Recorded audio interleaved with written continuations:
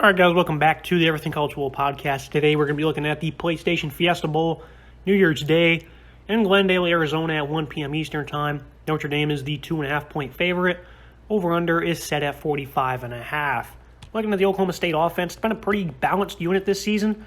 I'm not really sure about injuries. I think Jaylen Warren will get the go. You know, he didn't play in that Big 10 or 12 title game that is against Baylor. They need him. 1,100 yards. Averaging almost 5 yards per carry. 11 touchdowns this season. Jaylen Warren, he's incredibly elusive. He's a bit of a workhorse, too, the Utah State transfer. They struggled mightily to run the ball without him against Baylor. But Spencer Sanders, he has to play better. Against Oklahoma, he almost threw the game away. He did that against Baylor, 4 picks. You know, he's had 6 over the last 2 games. He had him throw the ball 46 times, 257 yards. He completed a good percentage of his passes, 67%. Didn't find it in the end zone at all, though. He's best when he's outside the pocket. They get him on the move. Also when they're running the ball well. And he's going to be a big part of that as well. This is not a guy you want to drop back many times. Or many times is the wrong thing to say. I'd say about 30, 40-plus times. That's just not the forte for Sanders. That's just been a constant theme over his career. So he likes to turn the ball over. He does it pretty well. But he's got a nice group of receivers to work with. Tay Martin, this passing attack was all year long much better when he was on the field. 70 receptions, 942 yards, 7 touchdowns. He leads the team in all 3 categories.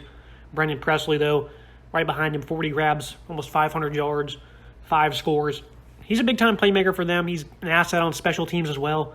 Outside of that, Jaylen Warren's probably their next best pass catcher and got a handful of freshmen as well. So this Oklahoma State offense, I think they've been playing very well up front as well. Josh Stills on the offensive line. Respectable offensive unit for Oklahoma State, but their identity is to run the football, get Sanders outside the pocket, whether he's throwing the ball or running. That's what you want him to do, outside of the pocket, using that pistol set. I like the offense they run. It's kind of they still technically kind of run the air raid, but they've modified it a good bit. So I like this offense and their potential, but Sanders got to get the ball out of his hands. Cannot let him continue to make bad decisions, especially against a good defense here in Notre Dame. Looking at the Irish offense, they average about 35 points per game this season. Jack Cohen, I've actually been pretty impressed by him, averaging 220 yards per game. He's really showcased his abilities as a pocket passer. Not so much early in the year. The middle of the year, he kind of had a tough stretch, but here, as of late, he's been playing very well. 7 touchdowns over the last 3. He had 345 against Stanford.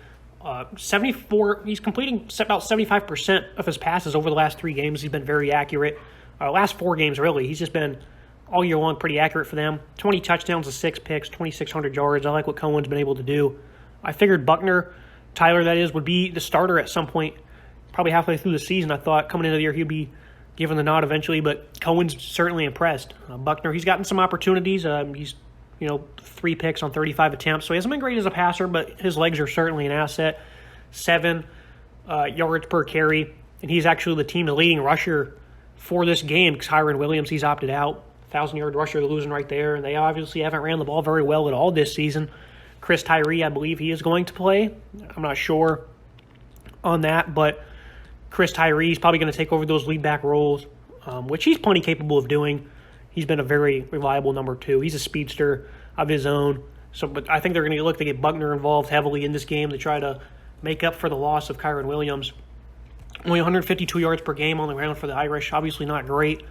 The offensive line, although they played much better here down the stretch for the first half of the season, they were just terrible. They have another tough matchup here, so you might see the Irish revert potentially to the early season form they had on defense, or on the offensive line, that is.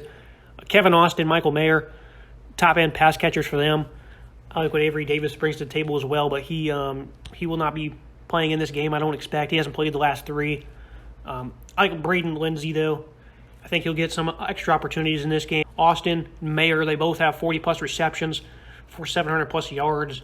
Kyren Williams, he's tied for second on the team in receptions with 42 with Austin, so they're losing a big production asset in Williams in this game. I think that's really going to be a big loss for them as they face this tough Oklahoma State offense. Looking at the Pokes defense, they lead the nation in sacks, and they likely will end the year like that.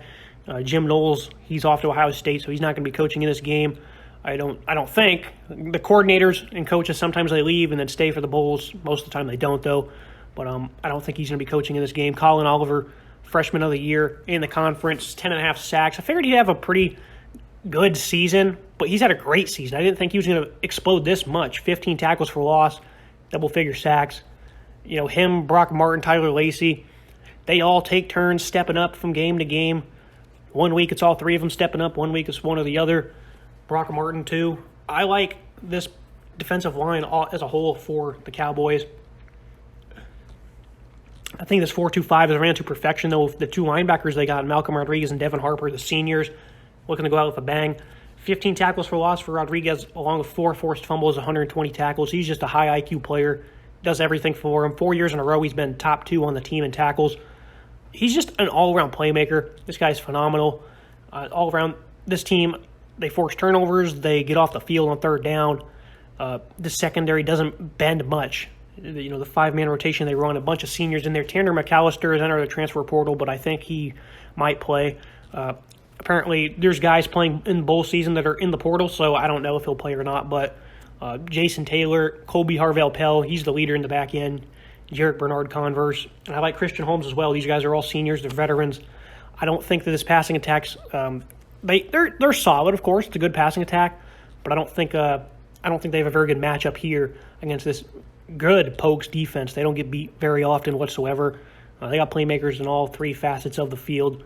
Oklahoma State this year only given up 16.8 points per game, and they've only given up 400 yards in a game, I think, twice, that is. Yeah, just once all year long, and that was the Oklahoma, and where they shut them out in the second half on defense. So this is a very good unit for the Pokes.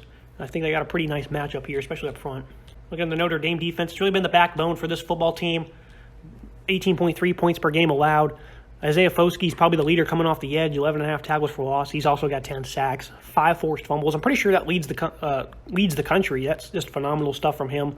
All around, it's a pretty deep defensive line. They get a multitude of different guys involved. Myron Tagovailoa-Omoza, he's one of the standouts up front. I like what Kirk Heinisch brings to the table as a versatile player. JT Bertrand, though, Drew White was the lone veteran coming into the year at linebacker, along with Bo Bauer, but Bertrand, he stepped up immensely. White, second on the team with 49 tackles. JD, 92, that is, on the season. That's the team high by far. He's a great playmaker for them. Notre Dame, they've been pretty good at stopping the run this season. I looked at being able to do in terms of penetration. They struggled against North Carolina, but that was it. For the most part this season, they've been pretty stout against the run.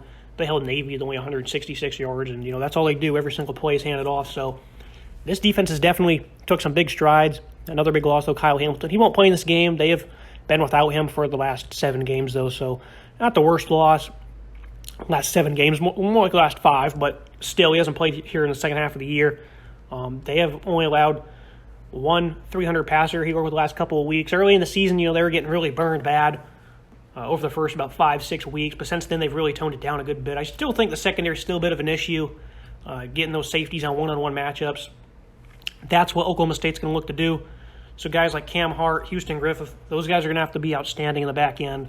Or I think Tay Martin, Brendan Presley, they're going to have opportunities to make plays downfield. Keys to the game here for Oklahoma State, Spencer Sanders cannot be turning the ball over. They got to find a way to get him outside of the pocket. They just don't do it consistently. That's the only problem with them. They do a pretty solid job of doing it, but I like to see it more consistent. And they also got to get Jalen Warren going. This offense, they're pretty good when they do what they want to do, but when they can't, then that's when the problems start happening. So I think they got to showcase some balance on offense. Don't turn the ball over. And Notre Dame, win field position, I think that's going to be ideal for them.